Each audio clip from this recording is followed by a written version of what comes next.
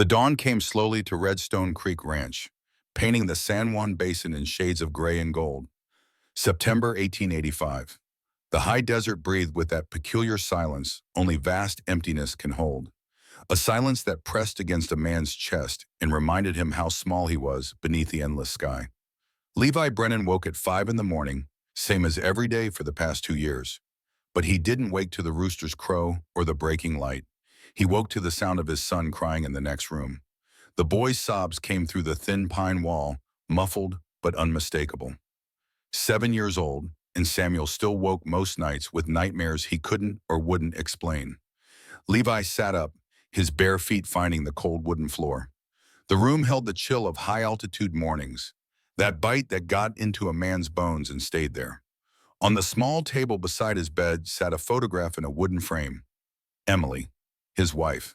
Her hand rested on her rounded belly, 8 months pregnant, her smile caught in that moment of hope before everything shattered. 2 years. 2 years since he had lost both her and the baby she carried. 2 years of waking to his son's tears and his own crushing guilt. He pulled on his boots, laced them with practiced motions, and walked to Samuel's room.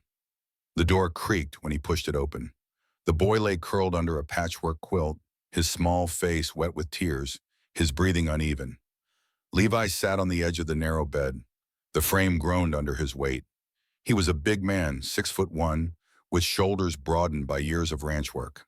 His hands, when he reached out to touch his son's shoulder, were rough and calloused, the hands of a man who built and fixed and struggled against the hard earth.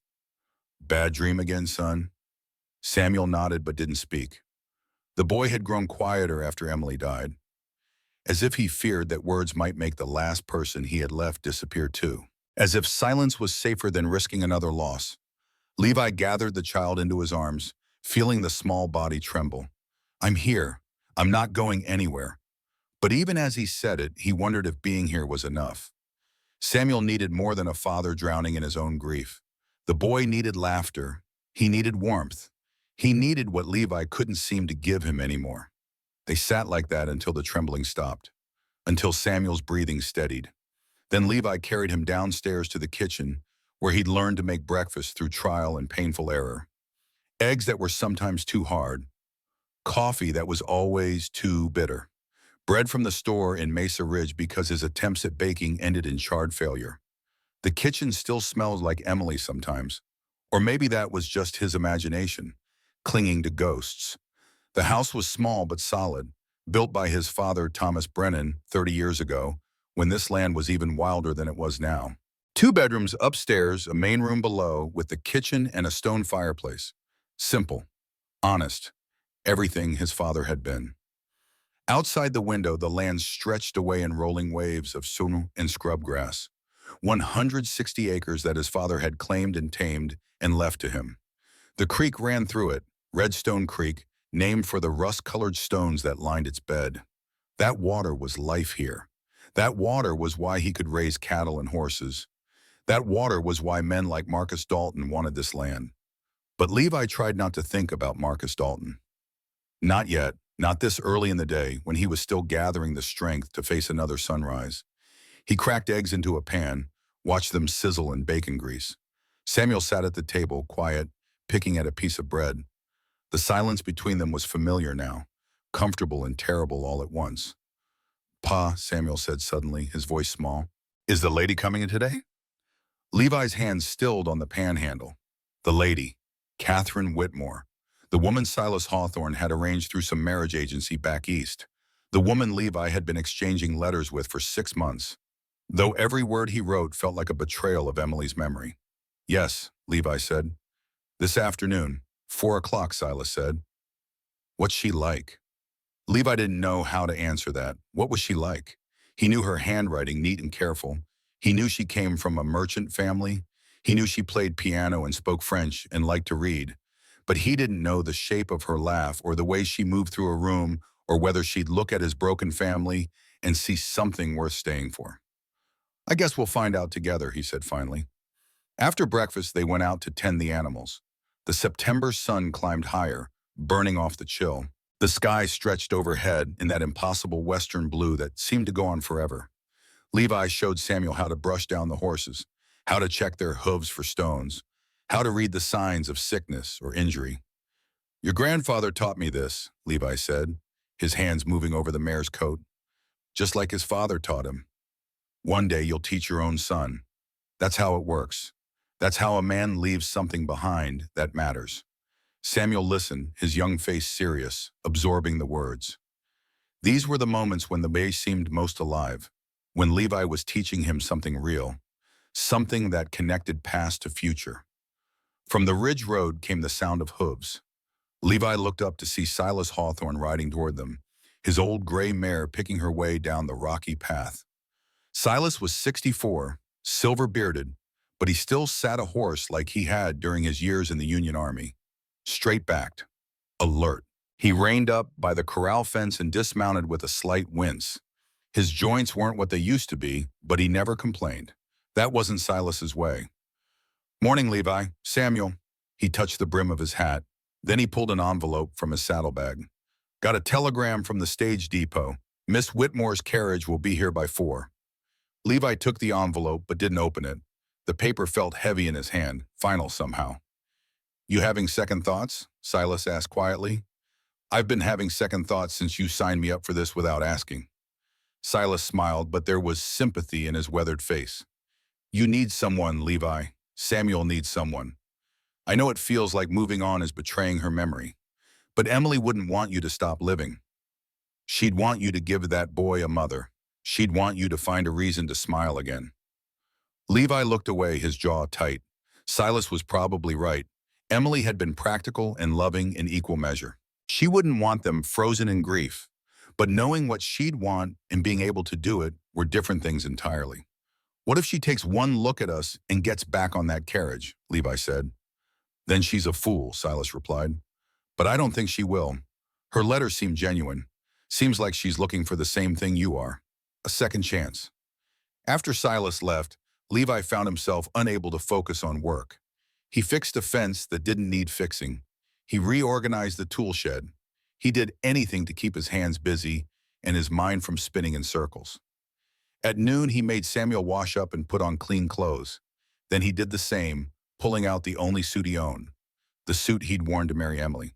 It still fit, though the fabric smelled of cedar from the trunk where it had been stored. He looked at himself in the small mirror above the wash basin. 30 years old, lines around his eyes that hadn't been there 2 years ago. A hardness in his expression that he didn't recognize. You look nice, Pa, Samuel said from the doorway. Thank you, son. You too. They went downstairs and waited. The clock on the mantel ticked. The afternoon sunlight slanted through the windows. Levi felt his palms sweat. He wiped them on his trousers, felt foolish, wiped them again. At 10 minutes to 4, he heard it. The rattle of wheels on the hard-packed road. The sound of horses. He stepped out onto the porch, Samuel close beside him, the boy's small hand gripping his. The carriage appeared through a cloud of red dust, backlit by the lowering sun. The light stretched long across the basin, turning everything golden and dreamlike. Levi's heart hammered in his chest. 6 months of letters. 6 months of careful words and cautious hope. All of it coming down to this moment. The carriage rolled to a stop. The driver, a weathered man in a dusty coat, climbed down and opened the door. Levi held his breath. A woman stepped out, and Levi's entire world tilted. She wasn't what he expected. Nothing about her matched the image he'd constructed from those careful letters. Her hair was black, not the fair blonde he'd imagined. It fell past her shoulders in a thick braid, catching the sunset light. Her skin was brown, sun-darkened, and beautiful. She wore a simple blue dress, worn at the hem, and beneath it, dusty leather boots that had seen hard miles. Her eyes, when they met his, were dark and deep. There was something in them that looked like it had seen too much and survived anyway. Strength and sorrow mixed together. She stepped down from the carriage with quiet certainty. Her movements were sure, grounded, nothing timid or hesitant about her. She carried a single cloth bag, everything she owned condensed to what she could hold in one hand. The driver placed the bag at her feet and climbed back onto his perch without a word. The carriage rolled away, leaving her standing there in the dust and the dying light. Levi couldn't speak. His throat had closed. This wasn't Catherine Whitmore. This woman was Apache. He could see it in her features, in the way she stood, in everything about her. Samuel's hand tightened in his. The woman looked at Levi for a long moment. Then she spoke, her voice soft but clear as water over stone. "It's not a mistake. I'm yours." The wind stilled. The world narrowed to just her words hanging in the air between them. Levi forgot how to breathe. Nothing about his life felt familiar anymore. "I'm sorry," he managed finally. "Who are you?" "Naira Silverthorne," she said. "Catherine Whitmore couldn't come."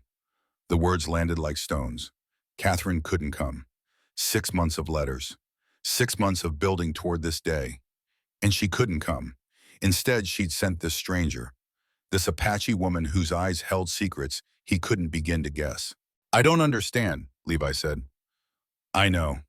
Naira's gaze didn't waver. "Can we talk inside? Or would you rather I leave now and save us both the trouble?" There was no bitterness in her tone, just simple fact. She was giving him the choice. She expected rejection. He could see it in the set of her shoulders, the way she held herself ready to turn and walk away. Levi looked down at Samuel. The boy was staring at Naira with wide eyes. Not fear exactly, something else. Curiosity maybe? Or recognition of something Levi couldn't see. "Come inside," Levi heard himself say. "Please?" Naira picked up her bag and followed them into the house. Her footsteps were quiet on the wooden porch. She paused at the threshold, as if stepping into someone else's home required courage she had to gather first. Inside, she looked around the main room with careful attention. The stone fireplace, the simple furniture, the photograph of Emily on the mantel.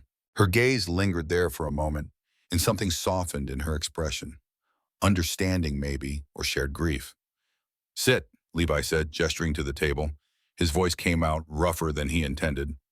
Naira sat. Samuel climbed into the chair beside his father, never taking his eyes off this unexpected stranger. Levi didn't know where to start, so he started with the simplest question. "Why did you come here?" Naira folded her hands on the table. Her fingers were long and capable, marked with small scars. The hands of someone who worked, who built things, who survived. "Because there was nowhere else left," she said simply, "and because your name was spoken to me with kindness, and I needed to know if such a man existed." "Catherine spoke my name." "Yes, we met 2 months ago. She was running from her father, a merchant in Santa Fe named William Whitmore, a wealthy man, a violent man." Naira's voice stayed level, but Levi heard the edge beneath it. "He beat her after her mother died, wanted to control who she married, who she spoke to, every moment of her life. She wrote to you as an escape, but when the time came, she realized if she came here, he'd find her. He'd hurt you and your son to get to her." Levi felt cold spread through his chest. "So she ran to Colorado. She has distant cousins there who can protect her. She asked me to come in her place, to make sure you didn't think she'd abandoned you without reason. And you agreed? To come here to a stranger's home?" Naira met his eyes. "I told you, there was nowhere else. I've been moving from town to town for 4 years, ever since my tribe was scattered, ever since I lost everyone I loved. Catherine offered me a chance to stop moving, even if only for a night." Samuel spoke suddenly, his young voice breaking the tension. "You lost your family too?" Naira looked at the boy, her expression gentled. "Yes, I lost them all." "Like we lost Mama," Samuel whispered. "Yes, like that." Something passed between them in that moment, some understanding that existed outside words. Levi watched his son reach across the table and touch Naira's hand. Just for a second. Then Samuel pulled back, shy again. Levi cleared his throat. "You can stay. Tonight at least. The guest room is upstairs. It's small, but it's clean." "Thank you." Naira stood. "I'll work for my keep. I don't take charity." "You don't have to." "Yes, I do." Her tone was firm, but not unkind. "It's how I stay human, how I keep my dignity, by working, by being useful." Levi nodded slowly. He understood that. He understood it better than she probably knew. That evening, he showed her the room upstairs. It was small, as he'd said. A narrow bed, a table, a chair. The window looked out over the creek and the old wooden bridge that crossed it. Naira set her bag on the bed and turned to face him. "I'll leave in the morning if you want," she said. "I know this isn't what you expected." No, Levi admitted, it's not. I'm sorry. Don't be. It's not your fault. He paused in the doorway. Did Catherine write me a letter to explain? Naira reached into her bag and pulled out an envelope. The paper was fine quality, the handwriting elegant. She handed it to him. Thank you, Levi said. He went downstairs but didn't open the letter right away. Instead, he sat on the porch and watched the last light fade from the sky. The desert night came on fast, stars appearing one by one until the darkness overhead blazed with them. Finally, he opened the envelope. Catherine's letter was brief but honest. She explained about her father's violence, about her fear that coming to New Mexico would endanger Levi and Samuel, about her decision to flee to Colorado instead.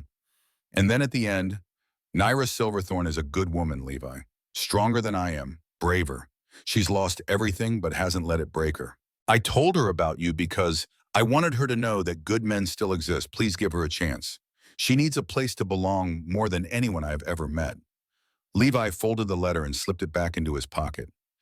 Inside the house, he could hear Naira moving around in her room. Quiet footsteps, the creak of the bed frame as she sat down. Tomorrow, he'd have to figure out what to do. Tomorrow, he'd have to make decisions. But tonight, he was too tired, too overwhelmed by the strangeness of having someone else under his roof again. Someone who wasn't Emily. Someone who brought her own sorrows and secrets. He went inside, checked on Samuel, who was already asleep, then climbed into his own bed. Sleep was a long time coming. When it finally arrived, it brought dreams of Emily and burning bridges and dark eyes that held both questions and answers he couldn't name. Morning came with the smell of coffee. Levi woke confused for a moment, then remembered. Naira. He pulled on his clothes and went downstairs to find her already in the kitchen. She'd found the coffee, the pot, had figured out the stove. She stood with her back to him, steam rising from the cup in her hands. You didn't have to, Levi said. She turned. I told you, I work for what I receive. They drank coffee in silence. It was better than what Levi usually made. Stronger, more carefully prepared. When Samuel came down, Naira had eggs and bread waiting. The boy ate with more appetite than Levi had seen in weeks. After breakfast, Naira asked, Can I see the land? If I'm borrowing even a night from you, I need to know what kind of place this is. Levi agreed to. The three of them walked out into the morning. The September air was cool, not yet touched by the day's heat. Naira observed everything with careful attention. The way the fields were laid out, the condition of the fences, the animals in the corral. She knelt once, scooped up a handful of soil, smelled it. Good earth, she said. You could grow more than you do. Vegetables, herbs.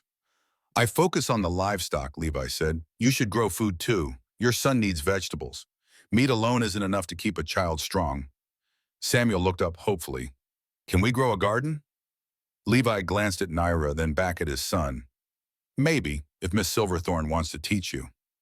I can teach him, Naira said, if you'll allow it. They walked further, following the creek upstream. The morning sun climbed higher, warming the air. Grasshoppers leaped from the scrub. A hawk circled overhead, riding the thermals. Then they came to the bridge, the old wooden bridge that crossed Redstone Creek at its narrowest point. The structure his father had built 20 years ago. It was showing its age now. Some of the planks were warped. The rope railings were frayed in places. One corner sagged slightly where the supporting beam had weakened. Levi stepped onto it first, testing each board with his weight. The wood groaned but held. Watch where I step, he told Samuel. The boy followed, placing his small feet carefully. But Naira didn't move. She stood at the edge of the bridge, her breathing suddenly quick and shallow. Her hands trembled. Levi looked back. You all right? She didn't answer. Her eyes were fixed on the water below. The recent rains had swollen the creek. It ran fast and brown, churning around the stones. Miss Silverthorne? I'm fine, she said, but her voice was tight. You don't have to cross. Yes, I do. She took a step onto the bridge, then another. Her hand gripped the rope railing so hard her knuckles went pale. Levi understood then. Something about water, something about bridges, some trauma she carried that this moment was forcing her to face. He moved back toward her. Take your time. No, Ying.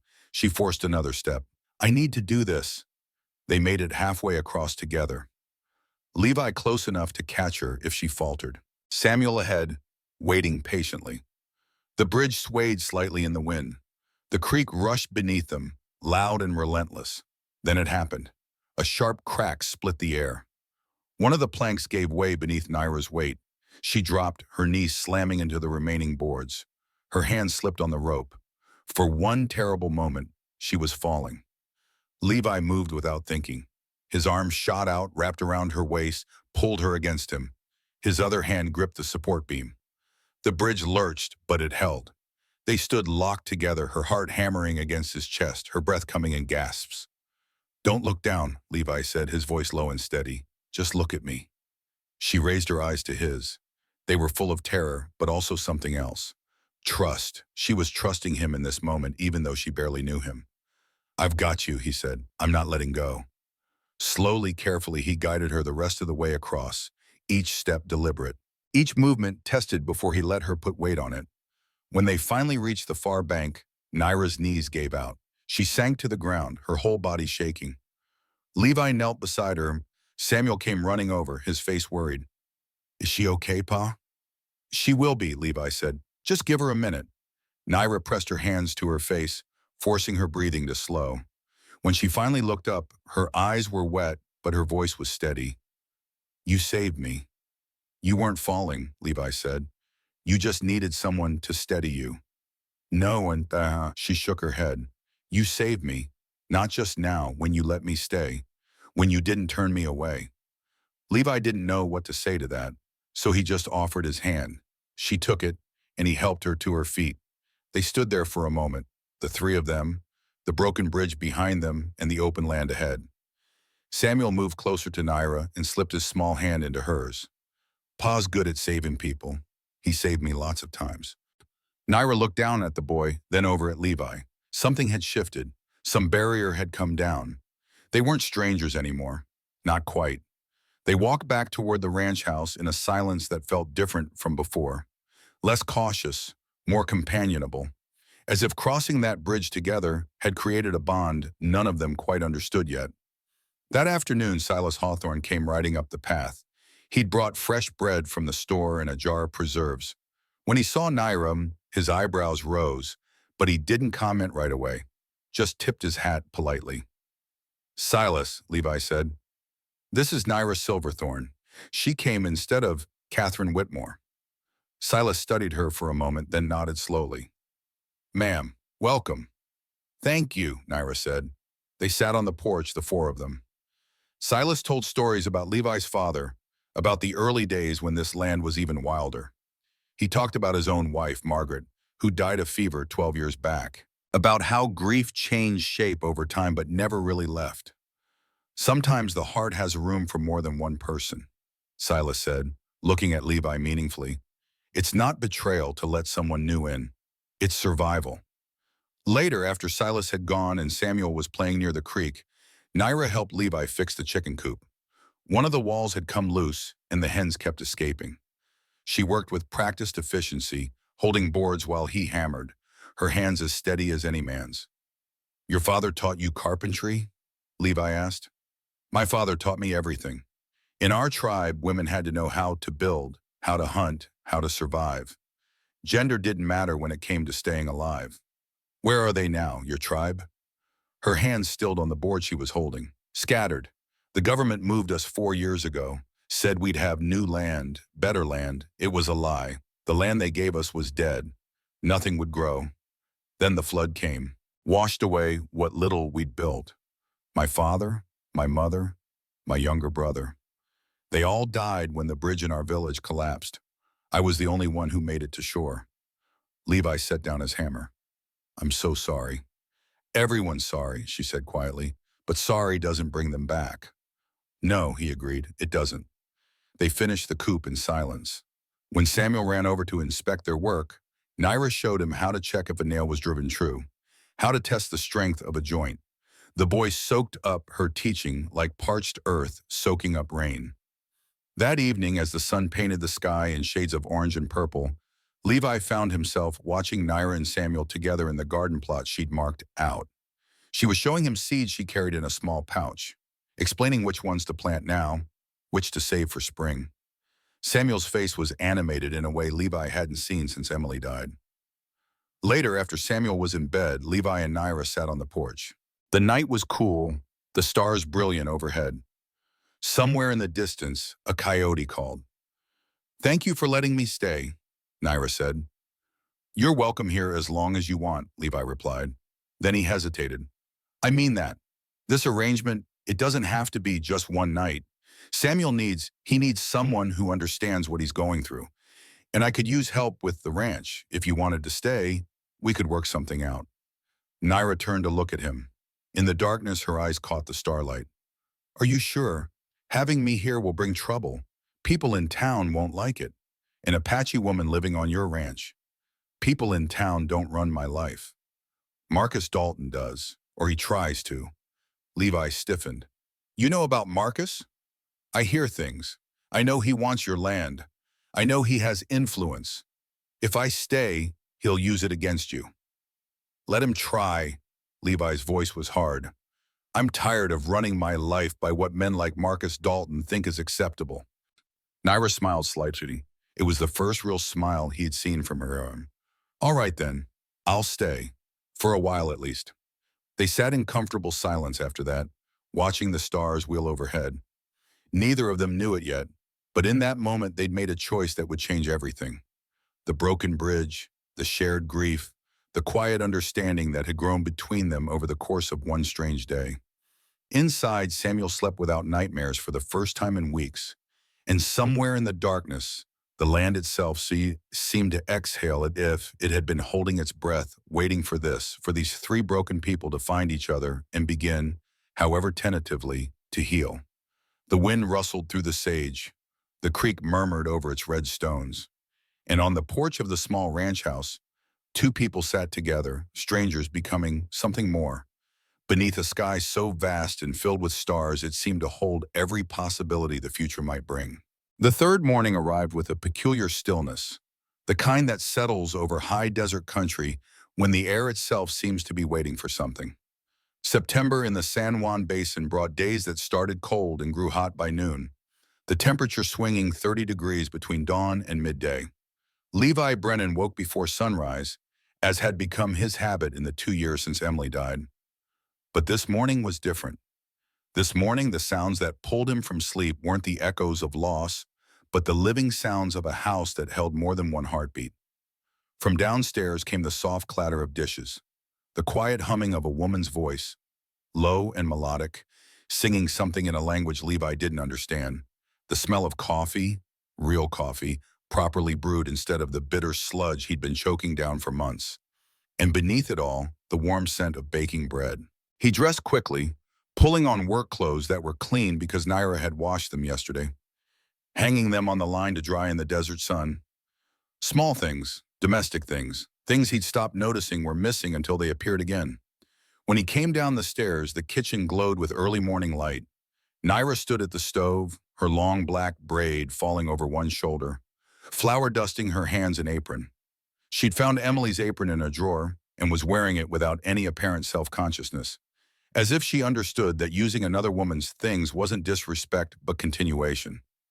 Samuel sat at the table, chin propped on his hands, watching Naira with the kind of absorbed attention children reserve for things that fascinate them completely.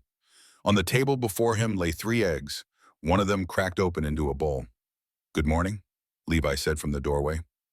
Naira turned, and something in her expression made his chest tight. Not quite a smile, but something warmer than the careful neutrality she'd worn those first days. An ease, a belonging. "Coffee's ready," she said, "and there's cornbread. Samuel helped me make it." "I cracked the eggs," Samuel announced proudly. "Mama Naira showed me how to do it so the shells don't get in." The word hung in the air. Mama. Levi saw Naira's hands still for just a moment, saw her swallow. They talked about this quietly after Samuel had first used the title 2 days ago. Naira had been uncertain, feeling like she was stealing something that belonged to Emily's memory. But Levi had told her what he believed to be true, that love wasn't a finite resource, that Samuel's heart had room for more than one mother, that Emily would have wanted her son to be cared for by someone who loved him. "That's good work, son," Levi said, sitting down at the table. A man who can cook is a man who can survive on his own. Samuel beamed. Then, with the directness of children, he said, Pa, why did that man call Mama Naira a bad name yesterday? The question landed like a stone dropped in still water. Yesterday. Porter, the man from town with his casual cruelty and his ugly words. Levi had hoped Samuel hadn't heard, but of course he had. Children heard everything. Naira brought the cornbread to the table, golden and steaming, and sat down. She looked at Samuel with those dark, steady eyes that seemed to hold more wisdom than any person should have to carry. Some people don't like things that are different from what they're used to, she said carefully. They see my brown skin and my black hair, and they remember stories they've been told about Apache people. Bad stories, most of them. Stories that make them afraid. But you're not scary, Samuel protested. No, but fear doesn't always care about truth. Your papa understands that, which is why he stood up for me. That's what brave people do. They stand up for what's right, even when it's hard. Levi met her eyes across the table. In that look was acknowledgement, gratitude, and something deeper. A recognition that they were in this together now. That decisions made in haste were becoming commitments they both intended to honor. After breakfast, they went out to work the ranch. The morning air was cool and clean, carrying the scent of sage and sun-warmed earth. Naira had asked to learn everything about the operation, not content to stay in the house while Levi handled the outdoor work. She wanted to understand the land, the animals, the rhythm of seasons and water and survival. They rode out together to check the cattle in the far pasture. Samuel perched in front of Levi on his horse, chattering about the garden Naira was planning. The boy had taken to his new life with the resilience of children, his nightmares less frequent, his laughter returning in bursts that reminded Levi painfully of Emily. Naira rode her own horse, borrowed from Silas, sitting the animal with unconscious grace. She'd told Levi she'd learned to ride as a child, that in her tribe everyone rode, men and women equally, because survival in desert country required mobility. Tell me about the water, she said as they rode, gesturing toward Redstone Creek glinting in the morning sun. You said it's why Marcus Dalton wants this land. Levi explained the intricacies of water rights in New Mexico territory, how the doctrine of prior appropriation meant that whoever used water first had primary rights to it, how his father had been among the first settlers in this basin, had established his claim to Redstone Creek decades ago, how the creek originated in the mountains to the north, flowed through Brennan land, then continued southeast to Marcus Dalton's ranch and onto other properties downstream. The law says I can use what I need for my cattle and crops, Levi said, but I can't dam it or divert it so much that downstream users get nothing. It's a balance. Marcus wants to upset that balance. He wants to own the source so he can control how much water everyone else gets. More water means more cattle, more crops, more power. And if you won't sell, he'll find another way to get what he wants. Men like Marcus always do. They reached the herd, about 50 head of cattle grazing peacefully in grass still green from summer monsoons. Levi dismounted to check a calf he'd been worried about, one that had seemed listless a few days before. The calf appeared stronger now, nursing vigorously from its mother, and Levi felt some tension ease from his shoulders. Naira had dismounted as well and was walking the fence line that bordered the pasture, checking posts and wire with a practiced eye. After a few minutes, she called out, "This section here needs work. The wire's sagging and this post is rotting at the base." Levi joined her, impressed. She was absolutely right. The fence would hold for another month, maybe two, but it needed attention before winter. How did you know to look for that? My father taught me. He said the difference between surviving and dying in hard country is seeing problems before they become disasters. A weak fence means lost cattle. Lost cattle mean no food. No food means death. So you learn to see the small things. Your father sounds like he was a wise man. Something passed across Naira's face, grief and love mixed together. He was. He could track an animal across bare bright rock, could find water in places that looked completely dry. He taught me everything he knew because he said knowledge was the only thing they couldn't take from us. She paused. He was wrong about that, though. They took him anyway. They worked together for the next 2 hours, replacing the rotting post, tightening wire, reinforcing weak sections. The physical labor felt good to Levi, productive in a way that went beyond mere maintenance. Working alongside Naira, watching her match his efforts stroke for stroke, created a rhythm he hadn't known he was missing. Partnership, shared burden, things he'd had with Emily and thought he'd never have again. Samuel helped where he could, holding tools, fetching things, learning by watching. Levi showed him how to dig a proper post hole, how to set a post so it wouldn't shift in winter frost, how to tension wire so it held firm but had enough give to absorb impact. The same lessons his father had taught him, the same ones his grandfather had taught before that. Continuity, legacy, the things a man left behind that mattered more than money or property. They were finishing the last section of fence when they heard it. The sound of hoofbeats approaching fast, not the measured pace of a friendly visitor, but something urgent, almost aggressive. Levi straightened, his hand instinctively moving toward the rifle strapped to his saddle. Old habits from living in territory that could turn dangerous without warning. A rider crested the ridge, silhouetted against the climbing sun. As he drew closer, Levi recognized him. Porter, the man from the general store who spent more time spreading gossip than selling goods, whose primary talent was making people uncomfortable with his prying questions and casual judgments. Porter reined up hard, his horse snorting and tossing its head in protest at the rough handling. His eyes went immediately to Naira, scanning her with an expression that made Levi's jaw tighten and his hands curl into fist. "Heard you had yourself a visitor out here, Brennan," Porter said, not bothering with any pretense of courtesy. "Didn't realize you'd gone and taken in a squaw." The word landed like a physical blow. Ugly, reductive, designed to hurt and diminish. Samuel, who'd been playing nearby, froze. Naira's face went carefully blank, that mask of protective neutrality Levi was learning to recognize and hate because it meant she was being wounded, but refusing to show it.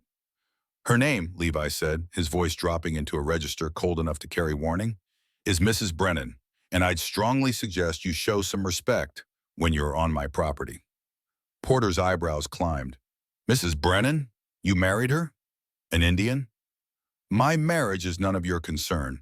Now state whatever business brought you out here or get off my land." "No need to get all riled up. Just passing along some news from town is all. Marcus Dalton's been asking around about your new, what should I call her, bride?" The word dripped with mockery. "Seems he's mighty interested in the situation out here. Says the community has a right to know when there's potentially dangerous individuals in their midst." Levi took 3 steps forward, close enough that Porter's horse sidled nervously. "Naira is my wife and poses no danger to anyone. You can tell Marcus Dalton that if he has concerns, he's welcome to bring them to me directly instead of sending errand boys to deliver his messages." Porter held up his hands in mock surrender, but his smirk remained. "Just trying to keep folks informed. No offense meant. But you know how it is, Brennan. Indians got a way of bringing trouble wherever they settle. Ask anyone who's been out here long enough. Ask the families who lost people in the raids 10 years back. Some folks got long memories about that sort of thing." "Get out." Levi's voice was flat, final. "Now." Porter shrugged, turned his horse, and rode off at a more leisurely pace than he'd arrived, making it clear he was leaving because he chose to, not because he'd been ordered. The dust from his horse's hooves hung in the still air long after he'd disappeared over the ridge. When Levi turned back, he found that Naira had retreated several steps, putting distance between herself and the conversation. Her shoulders were rigid, her hands clenched at her sides. Samuel had gone to her, pressed against her side in a gesture of comfort or protection or both. "I'm sorry," Levi said. "Don't be. I told you this would happen. I've lived with this kind of thing my whole life." "That doesn't make it right." "No, but it makes it expected." She looked at him directly. "Marcus Dalton knows I'm here now. He'll use it. You understand that, don't you? He'll find a way to use me against you. Let him try." "Levi, be realistic. You're a white rancher with property and standing in this community. I'm an Apache woman with no papers, no family, no legal right to be anywhere. If Marcus decides to make trouble, he has all the weapons and I have none." Levi crossed to her, gently moved Samuel aside, and took both of Naira's hands in his. They were rough from work, scarred in places, capable hands that had built and healed and survived things he couldn't imagine. Then we'll get you weapons, papers, legal standing, whatever it takes. How? I don't know yet, but Silas will. He knows the law better than anyone I've met. We'll figure this out. They rode back to the ranch in heavy silence, Samuel sensing the tension and staying quiet, his usual chatter subdued. The morning's ease had been shattered, replaced by the awareness that the peace they'd found was fragile, dependent on the whims of men like Marcus Dalton, who held power and weren't afraid to use it. That evening, after they'd eaten supper and Samuel had been sent to bed, Levi and Nyra sat on the porch. The September night had turned cool, stars emerging in the darkening sky like pinpricks in black cloth. Somewhere in the distance, a coyote called, its voice lonely and wild. "Tell me everything about Marcus Dalton," Nyra said. "I need to know exactly what we're facing." So Levi told her everything he knew, everything he'd heard, everything his father had warned him about before he died. Marcus Dalton owned 800 acres, the largest ranch in the territory.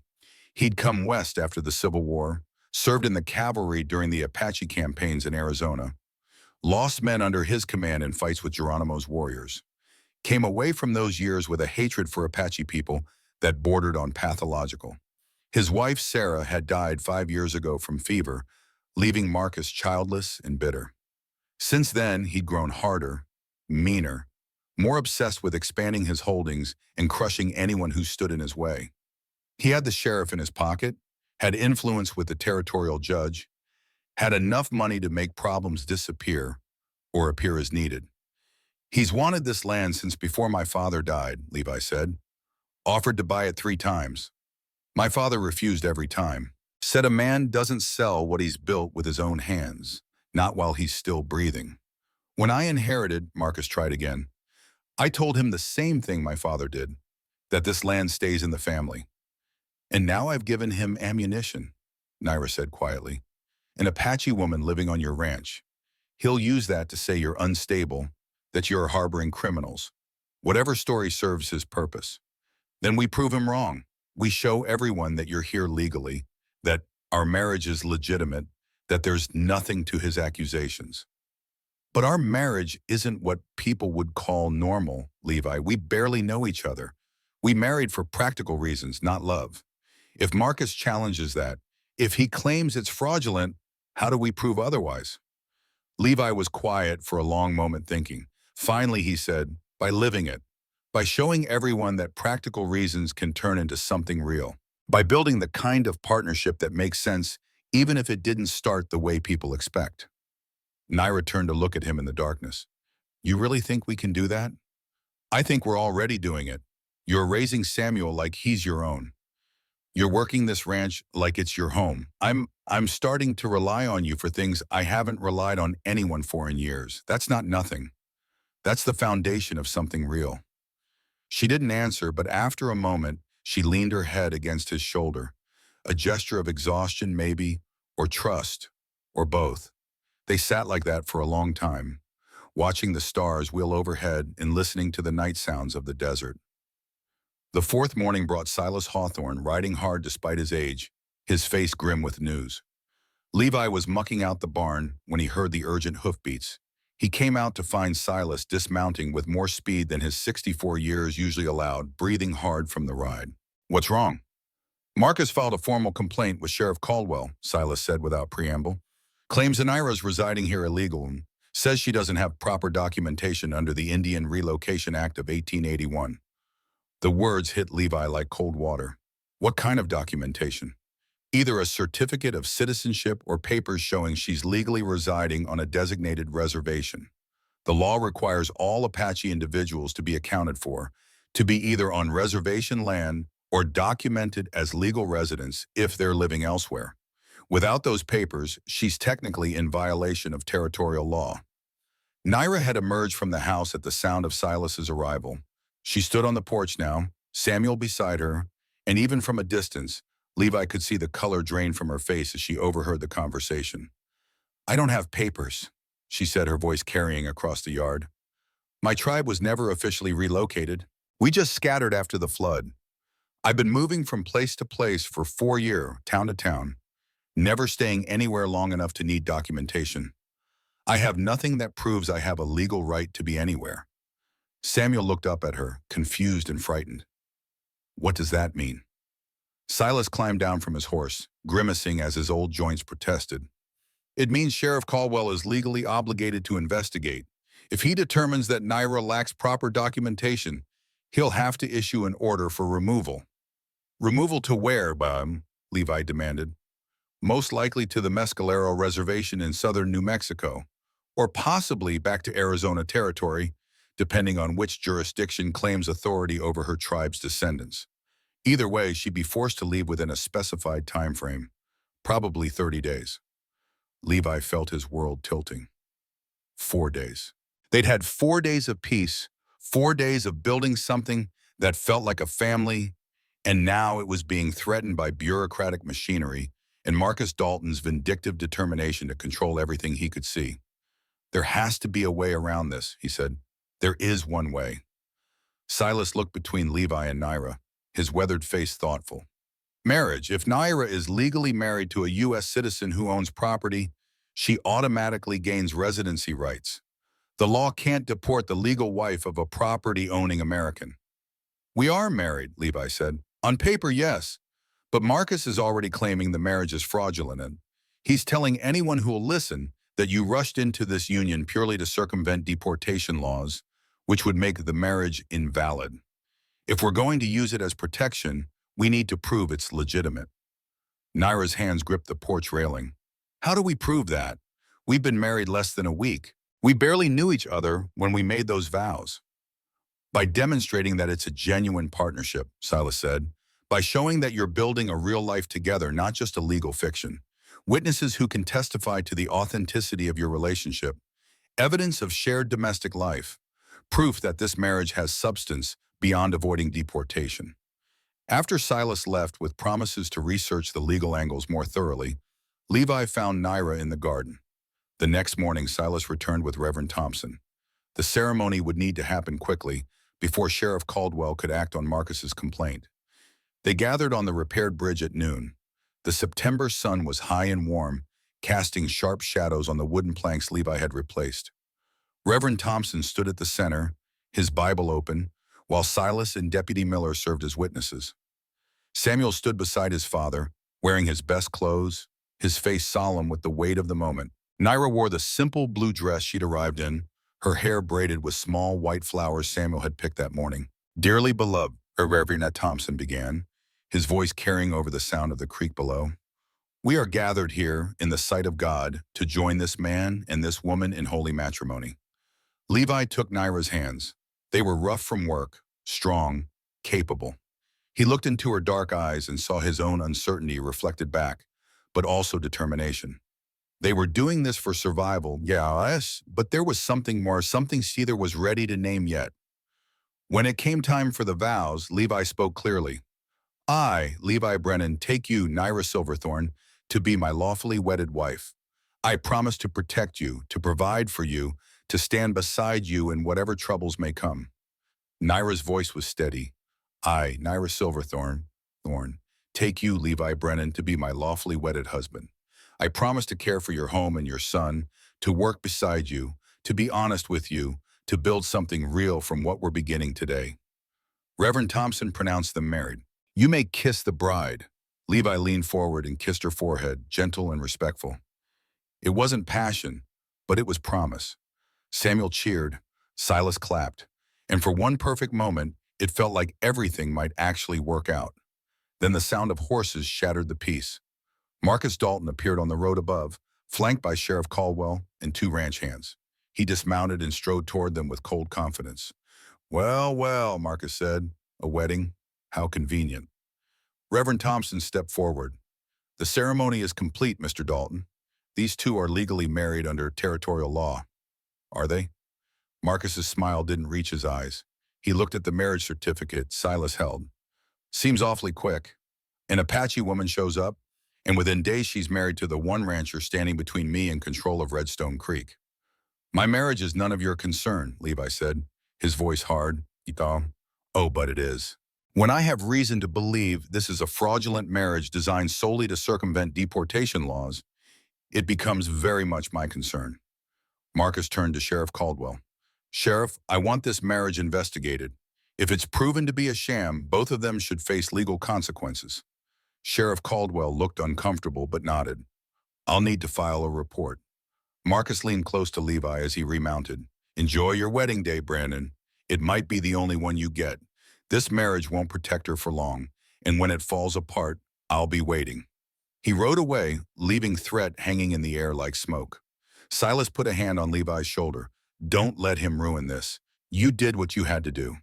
But as Levi watched Naira's face close off, watched her retreat into that protective mask she wore when wounded, he wondered if Marcus had already won. The day after the wedding, Levi found Naira in the garden. Her hands worked mechanically, pulling weeds that hadn't even sprouted yet, needing something physical to do with the anxiety coursing through her. Samuel was playing near the creek, far enough away not to hear adult conversations. Levi knelt beside Naira, his presence a question and an offer of comfort. I should leave, she said without looking at him, before the sheriff comes with papers. I should just disappear, save you all this trouble. No, definitely. Levi, be reasonable. If I'm gone, Marcus loses his weapon. The complaint becomes moot. You and Samuel can go back to your lives. Our lives, he corrected. You're part of our lives now. And what kind of man would I be if I let you go just because things got difficult? What would that teach Samuel about standing by the people you care about? She finally looked at him, and he saw tears tracking through the dust on her cheeks. You barely know me. You don't owe me this kind of loyalty. Maybe not, but I owe it to myself. I owe it to the man I want Samuel to see when he looks at his father. I owe it to Emily's memory, to honor what she taught me about defending people who can't defend themselves. And maybe I owe it to what we're building here, because it matters. You matter. Naira closed her eyes, tears falling more freely now. I'm so tired of running. I'm so tired of being told I don't belong anywhere. But I can't let you lose Samuel because of me. I won't be responsible for that. We're not going to lose Samuel. We're going to fight this, and we're going to win together. That evening brought another development, this one even more troubling. Silas returned near sunset with more news, his expression grave. He waited until Samuel was out of earshot before speaking. I did some digging in town, talked to people, asked careful questions. Marcus has been making inquiries about Catherine Whitmore. Someone, I suspect Marcus himself, wrote to the Postal Service in Santa Fe asking about forwarding addresses for anyone connected to that name. It's only a matter of time before he learns about William Whitmore, Catherine's father. Naira's hand went to her throat. If he finds out about William, if he learns that Catherine ran away from her father, he'll try to connect me to that, make it seem like I helped a daughter flee her legal guardian. Exactly. And William Whitmore is wealthy, well-connected. If Marcus puts him in touch with investigators looking for Catherine, they could claim you aided in kidnapping or helped in minor escape legal custody. Catherine's 25 years old, Levi protested. She's an adult who can make her own decisions. You and I know that, but William Whitmore has enough money and influence to claim his daughter was mentally unfit, under duress, not of sound mind when she left. He could make a legal case that anyone who helped her was contributing to a crime. It wouldn't hold up in federal court, probably, but in territorial court, with a sympathetic judge, he might have a chance. The threat expanded, grew new heads like a hydra. Deportation, custody challenges, criminal accusations. Each angle Marcus could exploit, each weapon he could use to destroy what they were building. That night, Levi barely slept. He lay in his bed, acutely aware that Naira was in the next room, that Samuel slept down the hall, that everything he cared about was suddenly, terrifyingly vulnerable. Near midnight, unable to bear the racing thoughts any longer, he rose and went downstairs. He found Naira already there, sitting at the kitchen table with a cup of tea gone cold in her hands. She looked up when he entered, no surprise on her face, as if she'd been expecting him or perhaps had been waiting for him. Couldn't sleep either, he asked. She shook her head. I keep thinking about all the ways this could go wrong, all the things Marcus could do, all the ways I could end up losing everything again. Levi sat down across from her. Tell me about your family. You've mentioned them, but you've never really told me the whole story. Naira was quiet for so long, he thought she wouldn't answer. Then she began to speak, her voice low and heavy with old grief. My father's name was Tachi. It means deer. He was the best tracker in our tribe, could follow the sign across bare rock, could find water where everyone else saw only dust and death. My mother was Desba. She wove baskets so beautiful that traders came from 3 territories away to buy them. My brother Nitis was 12 when he died. He wanted to be a warrior, wanted to earn his man name. She paused, sipped the cold tea without seeming to notice. We lived in Arizona territory, near the White Mountains, beautiful country, pine trees and clear stream and meadows where deer came to graze at dawn. Then the army came and said we had to leave, said the land was needed for settlers, promised us new land in New Mexico, said it would be just as good.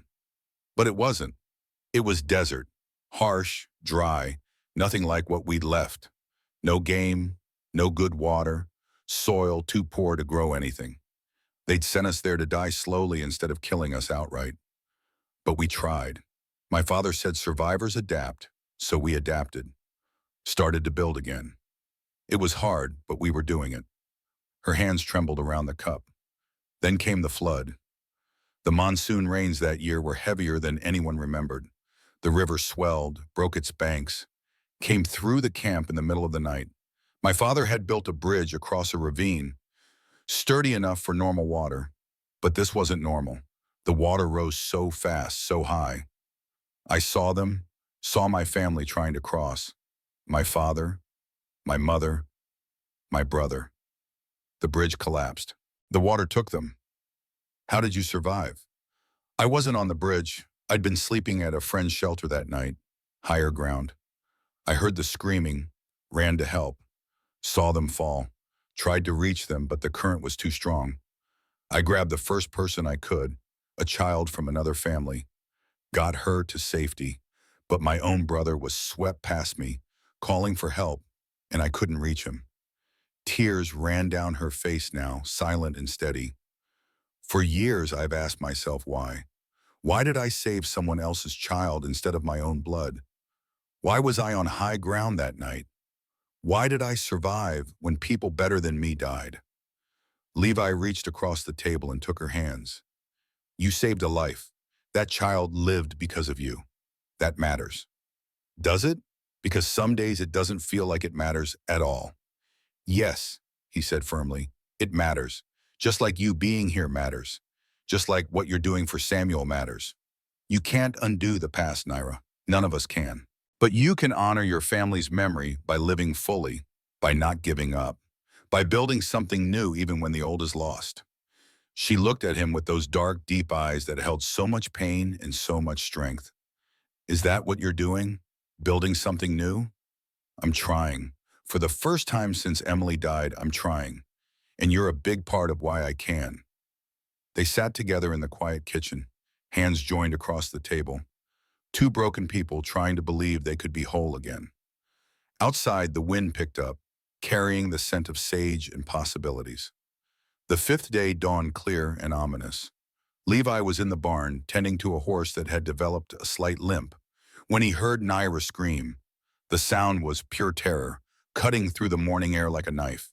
He ran outside to find her kneeling beside Silas, who lay on the ground clutching his leg, his face gray with pain. His horse stood nearby, reins trailing, looking guilty and frightened. What happened? Levi dropped to his knees beside them. Snake spooked the horse, Silas gasped through gritted teeth. Threw me hard. I heard my leg crack when I landed. Naira was already running her hands along Silas's leg with surprising gentleness and precision, her fingers probing carefully. Don't try to move. The bone's definitely broken. I can feel the fracture. She looked up at Levi, and in that moment she was completely transformed. No fear, no uncertainty, pure competence and focus. I need 2 straight branches, strong wood, about this long. She held her hands apart to demonstrate the length. And cloth strips, old sheets if you have them, also your sharpest knife. Levi ran to get what she needed, his heart pounding. When he returned, Naira had carefully positioned Silas so he wasn't putting weight on the injured leg. She'd also produced a small leather pouch from her pocket, one Levi had seen her carrying but never asked about. This is going to hurt, she told Silas, her voice calm and authoritative. The bone needs to be set before we can splint it. I'm going to give you something for the pain first. She opened the pouch and pulled out what looked like dried herbs and bark. With quick, efficient movements, she ground some of it between her fingers, mixed it with water from the canteen Levi handed her, and gave the mixture to Silas to drink. What is that? Silas asked, even through his pain, maintaining his natural curiosity. Willow bark, white sage, and something my grandmother called ghost flower. It won't make the pain go away completely, but it will dull it enough that you won't pass out when I set the bone. They waited 10 minutes for the medicine to take effect. Naira used the time to cut away Silas's pant leg, exposing the injury. The break was visible as a deformity in the shin, the leg bent at an unnatural angle, already swelling and darkening with bruising. It made Levi's stomach turn, but Naira studied it with clinical detachment. Ready? She asked Silas. He nodded, his jaw set. Do what you need to do. What followed was one of the most difficult things Levi had ever witnessed. Naira worked with steady hands and quiet confidence, manipulating the broken bone back into alignment. Silas groaned, then gasped, then finally did pass out despite the medicine, which Naira said was probably for the best. She continued working, positioning the splints, binding them tightly with cloth strips, creating a rigid support structure that would hold the leg immobile while it healed. When she finished, she sat back on her heels, breathing hard from the effort and concentration. Her hands were stained with blood where the rough, broken skin had scraped them, but her work was precise and professional. The splint was as good as any doctor could have done, maybe better. How did you learn to do that? Levi asked, amazed. My grandmother was our tribe's healer. She taught me from the time I was 6 years old. Said I had the hands for it, steady and sure. She showed me how to set bones, stitch wounds, deliver babies, identify healing plants. She said medical knowledge was sacred, that it made you a servant of life itself. Silas stirred, consciousness returning. Did it work? He mumbled. You're still attached to your leg, if that's what you're asking, Naira said with a hint of humor. But you won't be riding anywhere for at least 6 weeks, possibly 8. They got Silas into the house, into Levi's bed since it was on the ground floor, and Silas wouldn't be able to manage stairs. Naira stayed with him throughout the day, changing his bandages, monitoring his condition, giving him more of her herbal mixture when the pain grew too intense. By evening, Silas was resting relatively comfortably. His color improved, his breathing easier. You saved my life, he told Naira as the sun set outside the window. Or at least saved my leg, which amounts to the same thing out here. You would have survived, Naira said. The bone hadn't broken through the skin, so the risk of infection was lower. But this way you'll heal faster and the leg will be straighter. Where did your grandmother learn all this? From her grandmother who learned from hers, going back generations. My people didn't have doctors the way white towns do. We had healers who learned the old knowledge, passed it down. My grandmother said the land provides everything we need if we know how to listen, if we pay attention to what the plants tell us. Silas reached out and patted her hand. You're a remarkable woman, Naira. Any fool can see that. Marcus Dalton is a bitter old man who can't see past his own prejudices. Don't let him drive you away from here. That night, with Silas sleeping peacefully in the main room thanks to Naira's medicines, Levi found her outside on the porch. She was sitting on the steps, looking up at the stars emerging in the deepening dusk. Her hands still bore faint bloodstains despite multiple washings. You were incredible today, Levi said, sitting beside her. I did what anyone with training would do. No, most people would have panicked and would have made things worse. You knew exactly what to do and you did it without hesitation. Silas is right. You're remarkable. Naira leaned against his shoulder, exhaustion finally catching up with her. I'm terrified, Levi. Every day I'm terrified that something will happen to take this away. This place, you, Samuel. The first time in 4 years I felt like I belong somewhere, and it's all so fragile. One wrong move, one legal maneuver from Marcus Dalton, and I lose everything again. Levi put his arm around her shoulders. We won't let that happen. We'll fight, whatever it takes. But what if fighting isn't enough? Then we'll fight harder, and we'll do it together because that's what we promised. Stand beside each other when troubles come, remember? She nodded against his shoulder, and they stayed like that as the stars multiplied overhead and the desert night settled around them, with its vast silence and its whispered promises that maybe, just maybe, broken people could find wholeness again if they held on to each other tightly enough. The eighth morning arrived with news that shattered whatever fragile peace they'd managed to build. Levi was helping Silas sit up in bed, the old man's leg healing well under Naira's careful attention, when Deputy Miller rode up the path. Behind him came two other riders, and Levi's stomach dropped when he recognized one of them as Sheriff Caldwell himself, a portly man of 55 with small eyes and a mean streak he disguised as devotion to law and order. Levi stepped out onto the porch, Naira appearing beside him a moment later. She'd been in the kitchen teaching Samuel how to make biscuits, and she still wore her apron, flour dusting her hands. She froze when she saw the sheriff, some instinct warning her this wasn't a social call. "Mr. Brennan," Sheriff Caldwell said, not bothering to dismount. "Mrs. Brennan?" He said Naira's name with a slight emphasis that made it clear he questioned the title. "I'm here on official business." "State it," Levi said, his voice flat. The sheriff pulled a folded document from his coat. "I have here a petition filed by Marcus Dalton challenging your custody of Samuel Brennan. Judge Harrington has agreed to hear the case.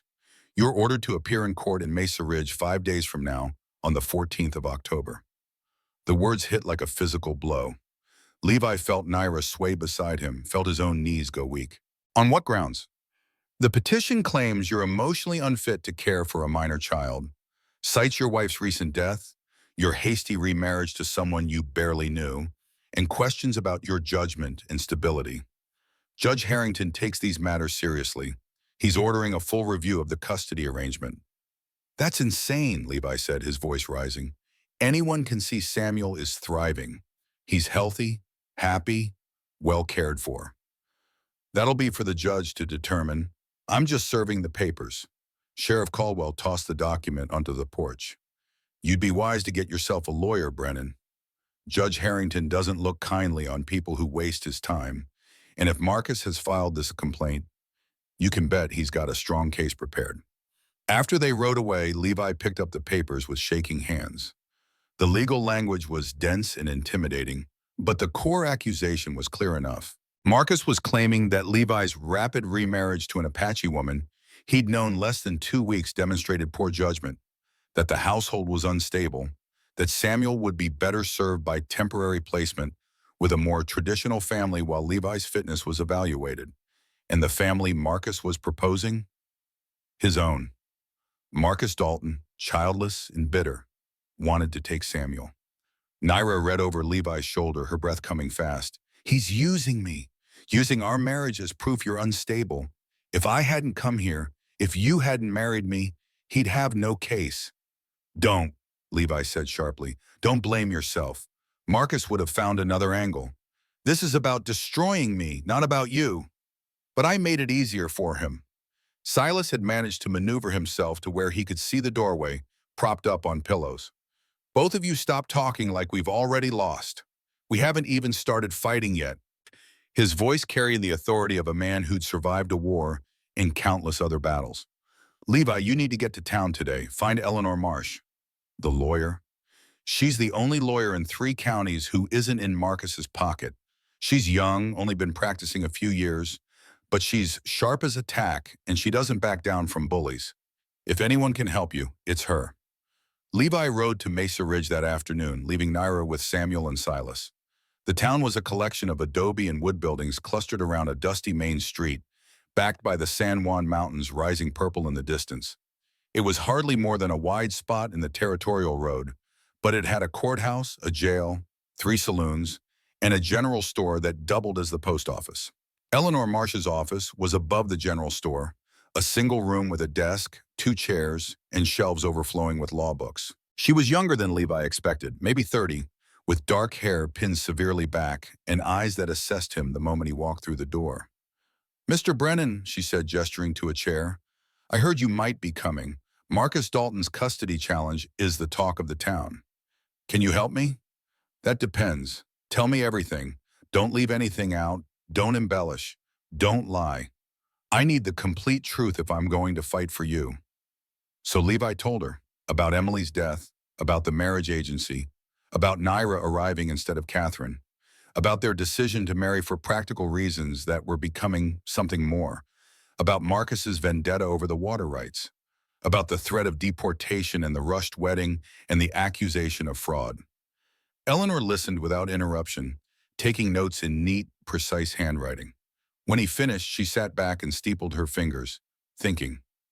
This is complicated, she said finally, but not impossible. The core of Marcus's case is that your marriage is fraudulent and that your judgment is impaired. We need to prove two things. First, that your marriage is legitimate regardless of how it started, and second, that Samuel is demonstrably better off with you than he would be anywhere else. How do we prove that? Witnesses, documentation. We show the court what your life actually looks like, how Naira cares for Samuel, how she's integrated into your household, how the child has improved under her care. We show that your marriage might have started as an arrangement but has become a genuine partnership. And we make Marcus look like exactly what he is, a vindictive man with ulterior motives who's using the law as a weapon. Will Judge Harrington listen to that? Eleanor's expression turned grim. Judge Harrington is old-fashioned and set in his ways. He doesn't approve of what he calls hasty unions or unconventional arrangements. But he's also supposed to put the child's welfare first. If we can demonstrate that Samuel's welfare depends on staying with you and Naira, we have a chance, was. Over the next 3 days, Redstone Creek Ranch became a war room. Eleanor Marsh arrived each morning with her leather satchel full of law books and papers, transforming the kitchen table into a makeshift legal office. On the first day, she interviewed Naira for 3 hours. The questions were thorough and sometimes painful. Tell me about every interaction you have had with Samuel, Eleanor said, pen poised over paper. Every meal you have cooked, every lesson you have taught, every time he's come to you for comfort. I need specifics. Naira recounted it all, teaching Samuel to crack eggs without getting shells in the mixture, showing him which plants were safe to eat and which were poison. The night he had had a nightmare and she'd sung him an Apache lullaby until he fell back asleep. Good, Eleanor said. That's what the judge needs to hear. Not vague statements about caring for him, but concrete examples of mothering. She turned to Levi. And you? Tell me about your relationship with Naira. Not the marriage on paper, but the reality. When did you start seeing her as more than a solution to a problem? Levi thought carefully. The day on the bridge, when she was terrified but crossed anyway because she refused to let fear control her. I saw strength I hadn't seen in anyone, including myself. That's good. Remember that. Specificity matters. On the second day, Eleanor spoke with Samuel. She was gentle but direct. Samuel, in court, a lawyer might ask you questions to try to confuse you. Let's practice. She knelt to his level. If someone asked you if you'd rather live in a big house with lots of toys, what would you say? Samuel frowned, thinking. I'd say I already have what I need. My family. Perfect. And if they ask if you're scared of Mama Naira because she's Apache? That's a dumb question, Samuel said indignantly. She's not scary. She's my mama. Eleanor smiled. Good. Hold on to that honesty. The third day was devoted to gathering witnesses and evidence. Silas, despite his broken leg, rode his horse carefully into town and returned with the commitments from Reverend Thompson, Mrs. Henderson, and Deputy Miller. Miller's testimony will be crucial, Silas explained. He's law enforcement. His word carries weight, especially since he's not beholden to Marcus. Eleanor also had them document everything. Receipts showing Naira purchased fabric to make clothes for Samuel, the garden layout in Naira's handwriting, even the herbal medicines she'd prepared for Silas's leg. Evidence, Eleanor said, spreading it all on the table. Physical proof that this isn't a sham marriage but a functioning household. That evening, Eleanor reviewed her strategy one final time. Marcus's lawyer will try to paint you as emotionally unstable, Levi. They'll bring up Emily's death, your grief, claim you're not thinking clearly. You need to acknowledge the grief but show you've moved forward. She turned to Naira. They'll attack your character, your heritage, your past. You cannot react with anger. Calm, dignified responses. Show them the same strength you showed crossing that bridge. What about Samuel? Levi asked. Will they really put him on the stand? They might try to prevent it, but I'll push for it. The judge needs to hear directly from the child that he's happy, that he feels safe, that he wants to stay with you both. Eleanor packed her papers. One more thing. Judge Harrington is fair, but he's old-fashioned. He won't like that your marriage happened quickly.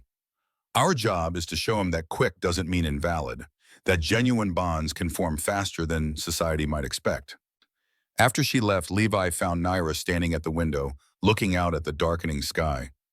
"What if we lose?" she whispered. "We won't. But what if we do?" Levi turned her to face him. "Then we appeal. We fight again. We keep fighting until there's nothing left to fight with. I'm not giving up on this family."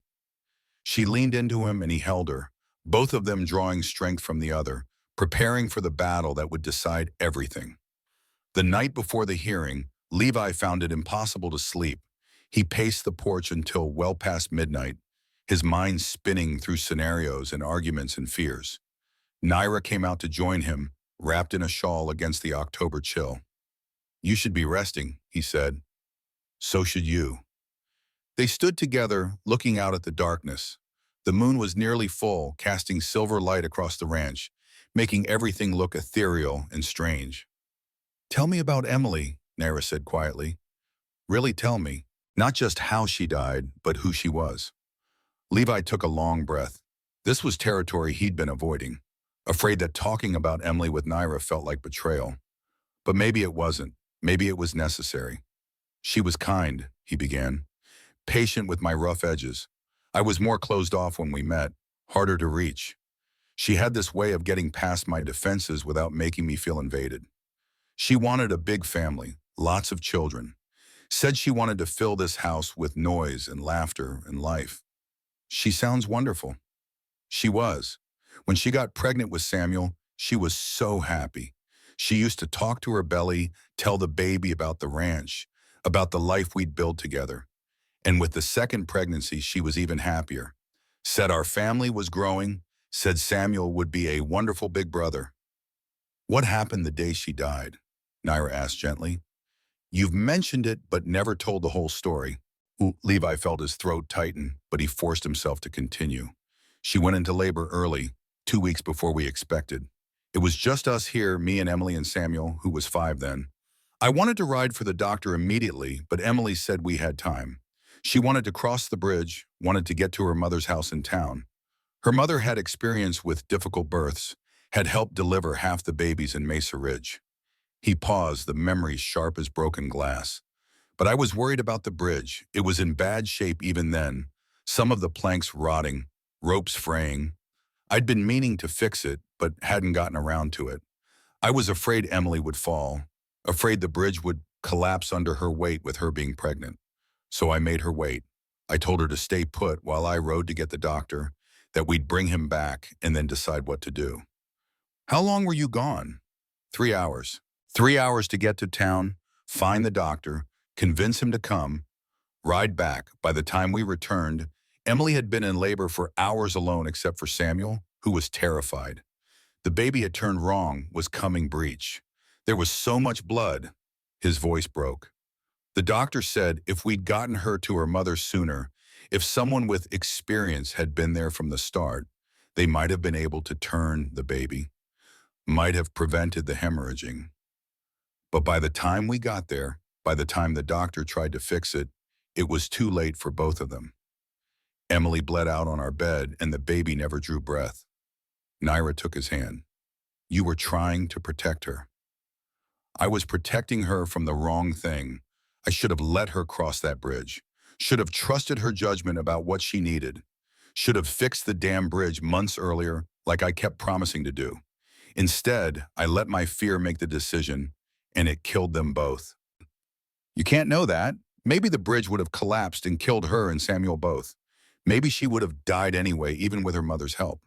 Some things are just fate, Levi. Some tragedies can't be prevented no matter what choices we make." "Do you really believe that?" She was quiet for a long time. "I don't know. I want to believe it because the alternative is too painful. The alternative is that I killed my family by not being on that bridge with them when it collapsed. That I saved a stranger's child instead of my own brother because I made the wrong choice in a moment of panic. If I don't believe some things are just fate, then I have to believe I'm responsible for their deaths, and I don't know how to live with that. Levi turned to her, pulled her close. They held each other in the moonlight, two people carrying impossible guilt, trying to find some way to forgive themselves for surviving when the people they loved hadn't. Whatever happens tomorrow, Levi said, whatever the judge decides, I want you to know that I'm grateful you came here, that these days with you have been the first time I've felt alive since Emily died, that I don't regret marrying you, not for a second. Naira looked up at him, and in her eyes he saw something new, something that looked like it might be love, or the beginning of it, or at least the possibility. I don't regret it either, she whispered. Then for the first time they kissed. Not the chaste kiss on the forehead from their wedding day, but a real kiss, full of longing and hope and desperate need. When they finally pulled apart, both were breathing hard, both looked shaken by the intensity of what had passed between them.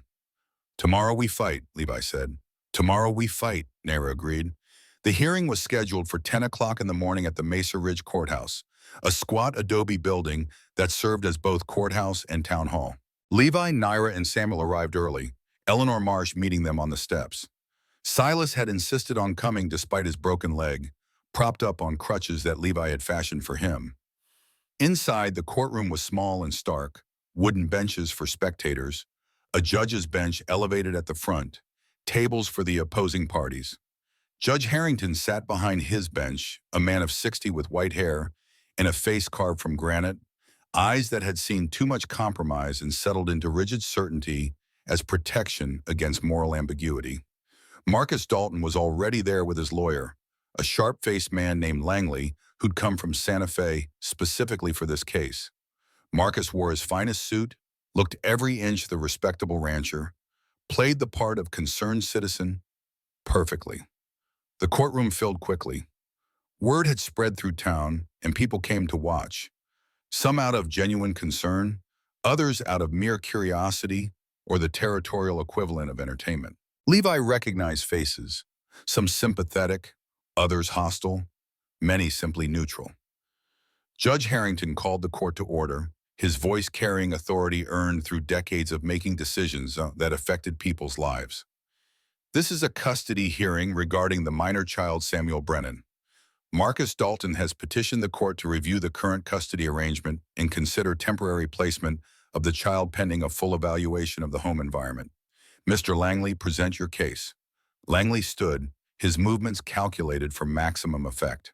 Your Honor, this case concerns a child's welfare and whether his current guardian is fit to provide proper care. Let me establish the facts. Levi Brennan's wife Emily died 2 years ago under tragic circumstances. Mr. Brennan subsequently went into a deep depression, neglecting his ranch and, at times, his son. This isn't speculation, but documented fact. He pulled out papers, showed them to the judge. Here are statements from townspeople describing Mr. Brennan's condition during the first year after his wife's death.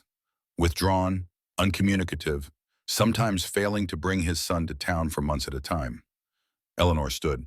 Objection, Your Honor. Grief is not a crime, nor is it evidence of unfitness. Mr. Brennan was mourning his wife while continuing to care for his son. I'll allow it, Judge Harrington said. But make your point quickly, Mr. Langley. My point, Your Honor, is that Mr. Brennan has shown a pattern of poor judgment exacerbated by emotional instability. This pattern culminated in his decision to marry an Apache woman he'd known for less than a week, a woman who appeared at his ranch under questionable circumstances, a woman with no legal documentation, no verifiable history, and no connection to this community. Naira stiffened beside Levi, but Eleanor had coached her not to react, to maintain composure no matter what was said. Furthermore, Langley continued, warming to his theme, Mr. Brennan's marriage appears to be a transparent attempt to circumvent deportation laws.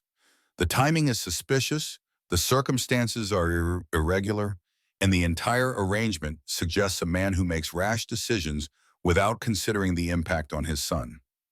And what is your client's interest in this matter? Judge Harrington asked.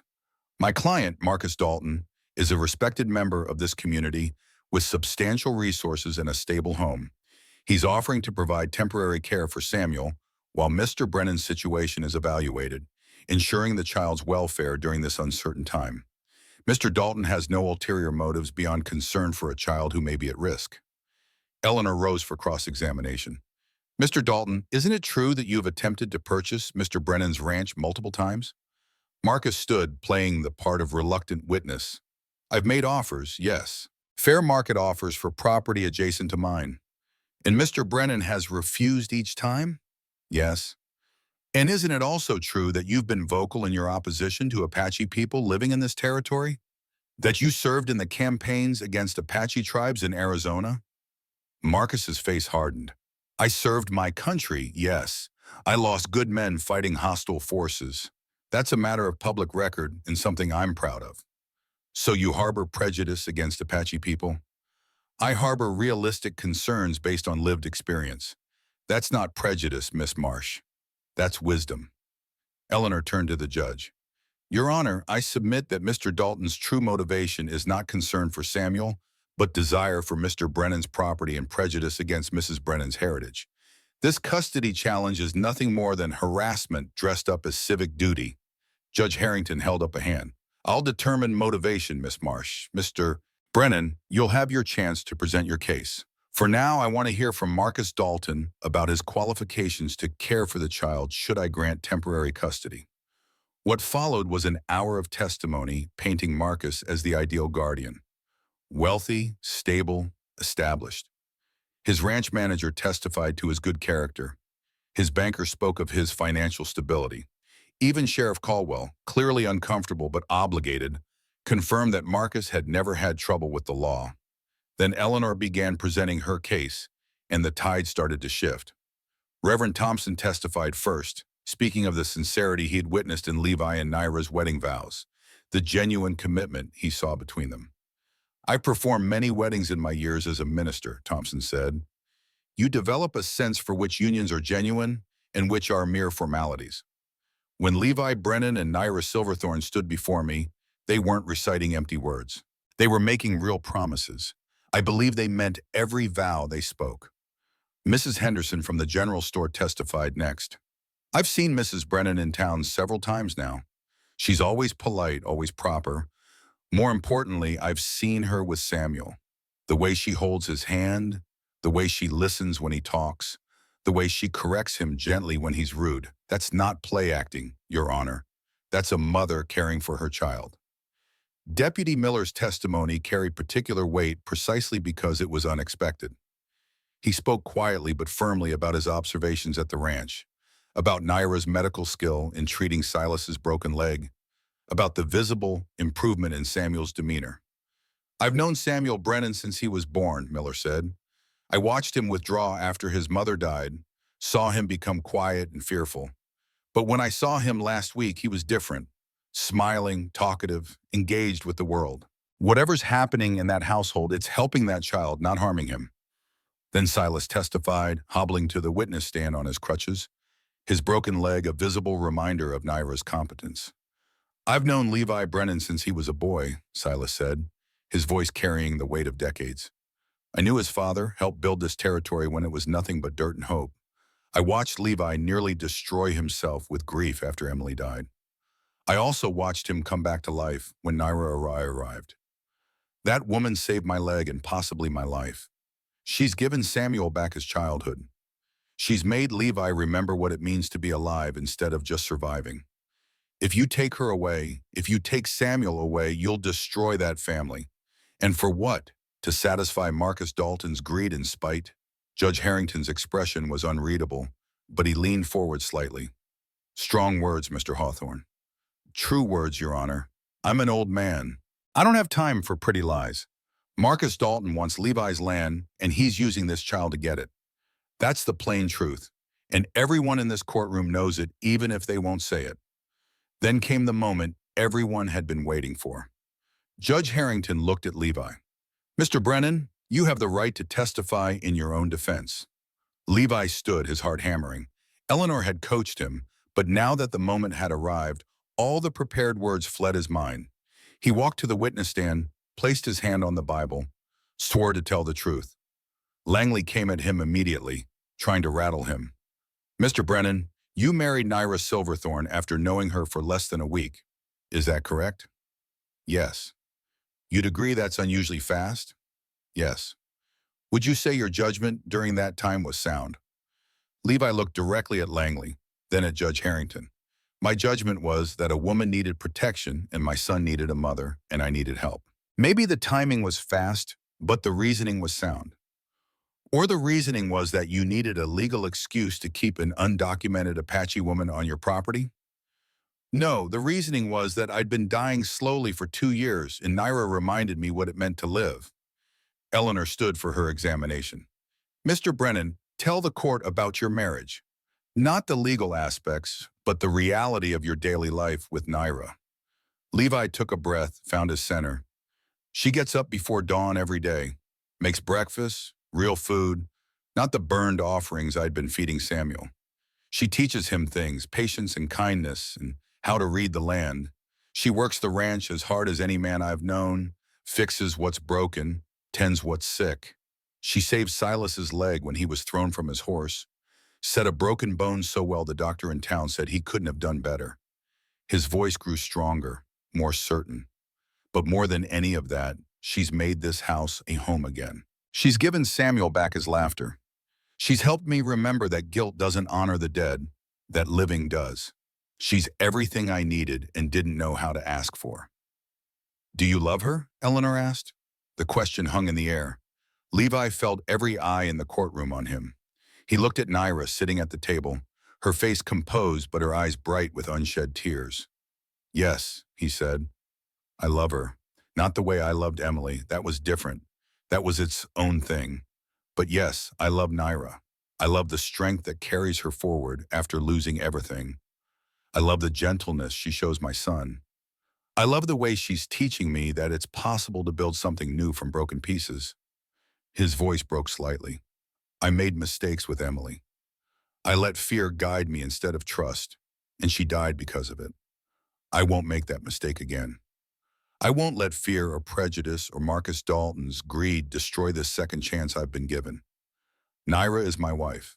Samuel is my son. We're a family, maybe an unconventional one, but we're real, and we deserve the chance to stay together. The courtroom was silent when he finished. Even Judge Harrington looked affected, though he quickly composed himself. Then came the moment that changed everything. Eleanor stood and said, Your Honor, I'd like to call Samuel Brennan to testify. Langley objected immediately. The child is 7 years old. He's not competent to testify. But Judge Harrington surprisingly overruled him. The child's welfare is the subject of these proceedings. I'll hear what he has to say. But keep it brief, Miss Marsh. Samuel walked to the witness stand, so small he could barely see over the top. A bailiff brought him a box to stand on. The boy's eyes were huge, frightened, but when he looked at Levi and Naira, some courage seemed to flow into him. Eleanor spoke gently. Samuel, can you tell the judge about your life at home? I live with Pa and Mama Naira, Samuel said, his voice surprisingly clear. We have breakfast together every morning. Mama Naira makes cornbread and teaches me about plants. Pa teaches me about horses and fixing things. We work together. Are you happy? Yes. Were you happy before Mama Naira came? Samuel's small face crumpled. No, I was sad all the time. I missed Mama Emily so much, and Pa was sad too, and everything was gray and quiet and scary. And now? Now it's better. Mama Naira tells me stories about the stars. She showed me how to make a whistle from a reed. She sings songs in a different language, and then teaches me what the words mean. She makes Pa smile again. Tears started running down his cheeks. Please don't take her away. Please don't make me go somewhere else. I already lost one mama. I can't lose another one. The raw honesty of a child's grief silenced the entire courtroom. Even Langley looked uncomfortable. Judge Harrington's stern face softened just slightly. Then Langley made his critical mistake. He stood for cross-examination, clearly thinking he could use the child's testimony against Levi. Samuel, if you could live in a big house with lots of nice things, wouldn't that be better? No, Samuel said firmly. I don't need lots of things. I need my family. But wouldn't you like to have more toys? Better food? A bigger room? I don't care about that stuff. Samuel's voice rose, frustrated that the adult wasn't understanding. I want Pa and Mama Naira. Don't you understand? I already lost Mama Emily and the baby. I don't want to lose anyone else. Why do grown-ups always want to take away the people you love? The question hung in the air, unanswerable and devastating. Judge Harrington held up his hand. That's enough. The child may step down. As Samuel climbed down from the witness stand, he ran not to the table where Levi sat, but to Naira, throwing his arms around her waist, burying his face in her skirt. She lifted him up, held him close, whispering comfort in his ear while tears streamed down her own face. But the hearing wasn't over. Langley, sensing his case slipping away, played his final card. Your Honor, there's another matter the court should be aware of. We have evidence that Mrs. Brennan may have aided in a criminal act. He pulled out papers, showed them to the judge. Catherine Whitmore, daughter of merchant William Whitmore of Santa Fe, disappeared 2 months ago. Her father filed a missing person report, claimed his daughter was mentally unwell, and required supervision. Our investigation has revealed that Naira Silverthorne was the last person seen with Miss Whitmore before her disappearance. Naira went pale. Levi half rose from his seat, but Eleanor pulled him back down. Are you accusing Mrs. Brennan of kidnapping? Judge Harrington asked. I'm suggesting the court should investigate. If Mrs. Brennan helped an adult daughter flee her legal guardian under questionable circumstances, it raises serious questions about her judgment and character. Eleanor stood quickly. Your Honor, Catherine Whitmore is 25 years old, well past the age of majority. She's free to go where she pleases. If Mrs. Brennan helped her, it was an act of compassion, not a crime. That depends on Miss Whitmore's mental state at the time, Langley countered. Mr. Whitmore claims his daughter was not of sound mind, that anyone who aided her departure was contributing to her endangerment. Judge Harrington looked troubled. This is a serious allegation. Does the prosecution have any evidence beyond suspicion? Before Langley could answer, there was a commotion at the back of the courtroom. The doors opened and a woman walked in. Mummy walked in, well-dressed, blonde hair pinned up, face showing the kind of determination that came from making difficult choices and standing by them. I'm Catherine Whitmore, she announced clearly, and I need to testify. The courtroom exploded into whispers. Judge Harrington banged his gavel. Order! Order in this court! Catherine walked down the aisle, her chin high. When she reached the witness stand, she placed her hand on the Bible and swore to tell the truth. Then she looked directly at Judge Harrington. My name is Catherine Whitmore. I'm 25 years old, of sound mind, and I came here of my own free will to testify. My father, William Whitmore, is a violent man who beat me regularly after my mother died. He wanted to control every aspect of my life, including who I married. I wrote to Levi Brennan through a marriage agency as a means of escape. She paused, making sure everyone was listening. When the time came to leave, I realized that coming here would put Mr. Brennan and his son in danger. My father would have tracked me down, would have caused trouble for anyone who helped me. So I made the decision to go elsewhere, to relatives in Colorado who could protect me. I asked Naira to come here in my place, to explain to Mr. Brennan why I couldn't come, to ensure he didn't think I'd simply abandoned our correspondence. Mrs. Silverthorne didn't kidnap me or aid my escape. She befriended me when I had no one, and she honored my request to deliver a message. That's all she did. And if my father is trying to suggest otherwise, it's because he can't accept that I left him of my own free will. Langley stood. Miss Whitmore, your father claims... My father claims many things, most of them lies. He claimed my mother fell down the stairs when in truth he pushed her. He claimed I was mentally unwell when in truth I was simply desperate to escape his abuse. I'm here today to set the record straight and to tell this court that Naira Silverthorne is a good person who helped me at great risk to herself. If you punish her for that, you're punishing compassion. And that says more about this court than it does about her. The silence that followed was profound. Judge Harrington studied Catherine for a long moment, then looked at the papers in front of him, then at the people assembled in his courtroom. Finally, he spoke. I'm going to take a recess. I need to consider what I've heard today. Court will reconvene in 1 hour. The hour that followed was agony. They waited in a small room adjacent to the courtroom, Levi pacing, Naira sitting with Samuel in her lap, Eleanor reviewing her notes and trying to gauge which way the judge would lean. Silas sat quietly, his broken leg propped up, his face thoughtful. "Whatever happens," Silas said finally, "you've made your stand. You've shown this community who you are. That matters." When they were called back in, the courtroom was even more packed than before, word having spread about Catherine's dramatic appearance. Judge Harrington sat at his bench, his face grave and unreadable. "I've considered the evidence presented today," he said. "This court's primary concern is the welfare of the minor child, Samuel Brennan. The question before me is whether that welfare is best served by leaving him in his father's care or by temporary placement elsewhere." He paused, letting the tension build. "Mr. Langley has presented concerns about Mr. Brennan's judgment and emotional stability. These concerns are not without foundation. The speed of his remarriage is unusual. The circumstances are unconventional. However, unconventional does not necessarily mean unfit." Levi held his breath. "The testimony I've heard today from multiple witnesses paints a picture of a household that is functioning well. A child who is demonstrably happier and healthier than he was before Mrs. Brennan's arrival. A family that, while formed quickly, appears to have genuine bonds of affection and commitment." Judge Harrington looked directly at Marcus. "Furthermore, I'm troubled by the timing and motivation behind this petition. Mr. Dalton's long-standing interest in acquiring Mr. Brennan's property is a matter of public record. While I don't doubt Mr. Dalton believes he would provide adequate care for Samuel, I must question whether the child's welfare is truly his primary concern or merely a convenient excuse to pursue other goals." Marcus's face went red with anger, but he remained silent. The judge continued, "As for the allegations regarding Mrs. Brennan and Miss Whitmore herself has testified that she acted of her own free will and that Mrs. Brennan's only crime, if it can be called such, was compassion.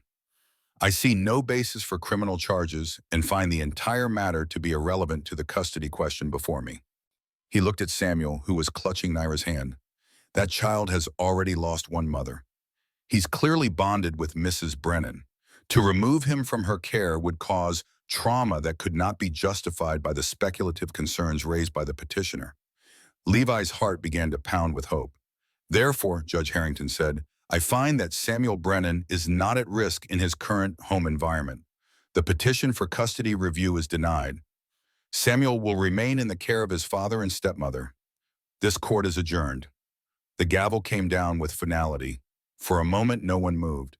Then Naira let out a sob of relief, pulling Samuel close. Levi crossed to them, wrapped his arms around both, felt the weight of fear lift from his shoulders. They'd won. Against the odds, against Marcus Dalton's money and influence, against prejudice and suspicion, they'd won. Eleanor was smiling, packing up her papers. Silas was being congratulated by Deputy Miller and Mrs. Henderson. Catherine Whitmore approached Naira, and the two women embraced, years of shared struggle acknowledged in that gesture. Marcus Dalton stormed out of the courtroom, his face thunderous, his lawyer trailing behind him. As he passed Levi, he leaned close and whispered, "This isn't over." But Levi, holding his family, felt invincible. "Yes, it is." They rode home as the sun began its descent toward the horizon, painting the desert in shades of gold and crimson. Samuel rode with Naira, chattering excitedly about everything that had happened, his fear transformed into the resilient optimism of children who've been shown they're loved and safe. When they reached the ranch, Levi helped Silas down from his horse, got him settled inside. Then he took Naira's hand and led her out to the old wooden bridge. The bridge he'd repaired, strengthened, made safe. "When I fixed this bridge," he said, "I kept thinking about what it meant. How sometimes the things we break through fear or neglect can be rebuilt. How we can cross from one life to another if we're brave enough." Naira looked up at him, the sunset catching in her dark eyes. "What are you saying?" "I'm saying that I meant what I said in court.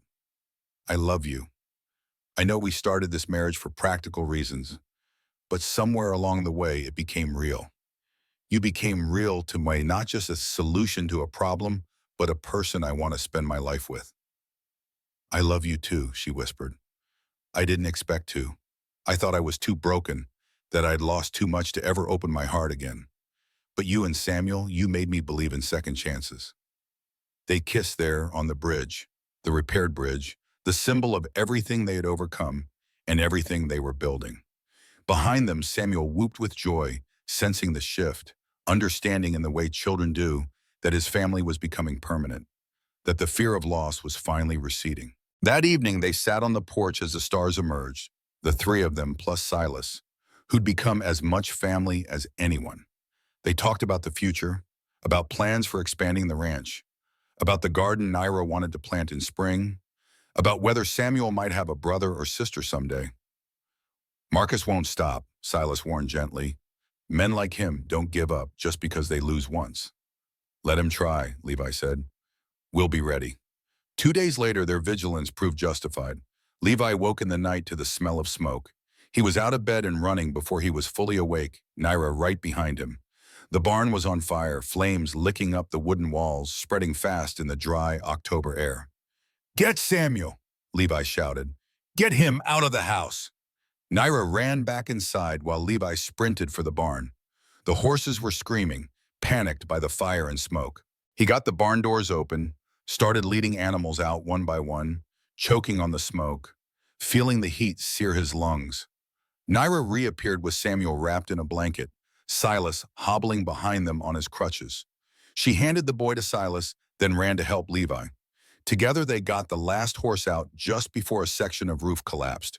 They stood in the yard, coughing and gasping, watching the barn burn. There was no way to save it, no way to stop the fire. All they could do was make sure it didn't spread to the house. As dawn broke and the fire finally died to embers, Deputy Miller arrived with 2 other men. He took one look at the scene and shook his head grimly. This wasn't an accident, he said.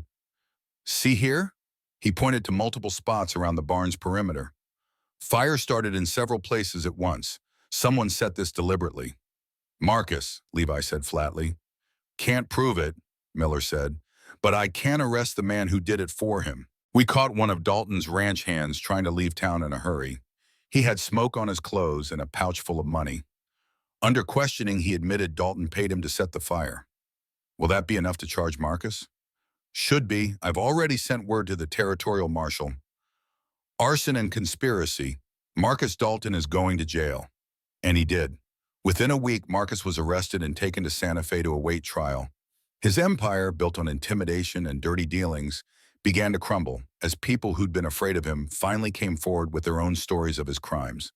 The community, perhaps shamed by how they'd treated Naira and Levi, rallied to help rebuild the barn. People who'd avoided them before came with lumber and nails and labor.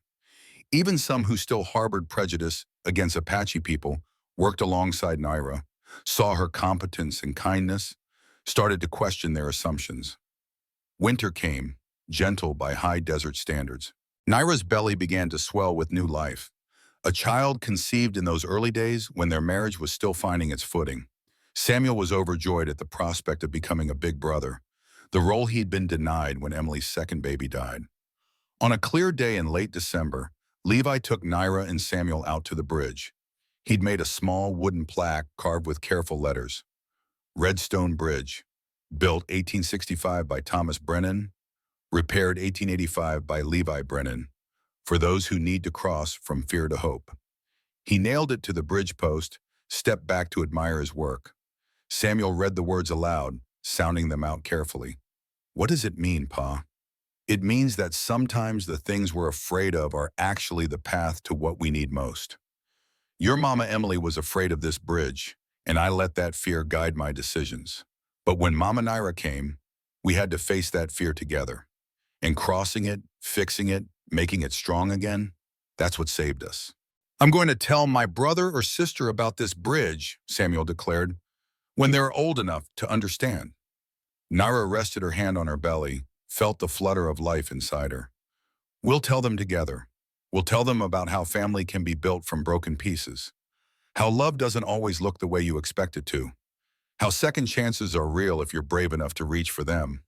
They walked back to the ranch as the winter sun painted everything in shades of gold. The new barn stood strong where the old one had burned. Smoke rose from the chimney of the house, promising warmth inside. The land spread out around them, harsh and beautiful, demanding and giving in equal measure.